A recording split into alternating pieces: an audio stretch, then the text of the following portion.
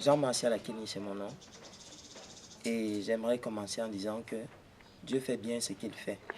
Pour cela, il peut même arracher à la vie des personnes qui sont des obstacles pour vous. J'en suis un témoignage vivant. Tout a commencé depuis étant très petit, alors même que je pensais que tout dans ma vie était échec. Et malgré le fait même que je m'en sortais, je vais dire à l'école, et je n'étais pas toujours satisfait de moi. À un certain moment de ma vie, je vais dire de sixième en quatrième, j'ai été un enfant très perturbé, très perturbateur aussi, mais serein en famille. En famille, je n'étais pas la personne que j'étais à l'école, mais à l'école, j'étais toute une autre personne. Pendant ce temps, j'ai eu à faire de l'idolâtrie contre mon gré. J'ai eu aussi à côtoyer même des gens, côtoyer des personnes, vivre même dans l'impudicité et plonger même d'autres personnes. J'étais un chef d'une bande de 3 qu'on a surnommé le trio au collège parce que nous on faisait de très négatifs.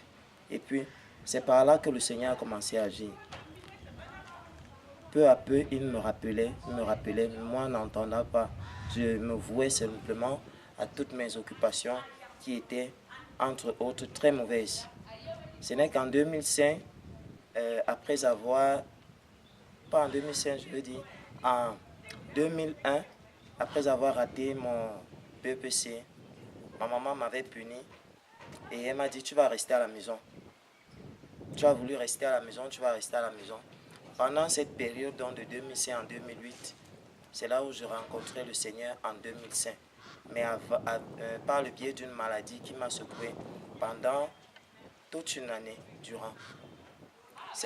Cette année a été l'année marquante de ma vie parce que après les examens, on avait dit je ne pourrais plus même remarcher. Et j'ai refusé de croire à cela parce que je savais qu'il y avait quelqu'un peut-être qui avait un espoir particulier pour moi. C'est comme cela que je donnais ma vie au Seigneur Jésus-Christ en 2005. Et j'ai commencé à me vouer dans les affaires du temple. J'ai commencé aussi à servir le Seigneur profondément parce que j'avais ressenti cet appel qui n'était pas de moi. Toutes choses avaient changé et toutes choses étaient devenues nouvelles par rapport à ce que la parole de Dieu nous dit. Elle dit, vous connaîtrez la vérité vous affranchira. Je crois qu'en ce moment-là, j'ai été affranchi de toute servitude et je me sens à l'aise, épanoui dans le Seigneur que je sais. Que Dieu vous bénisse.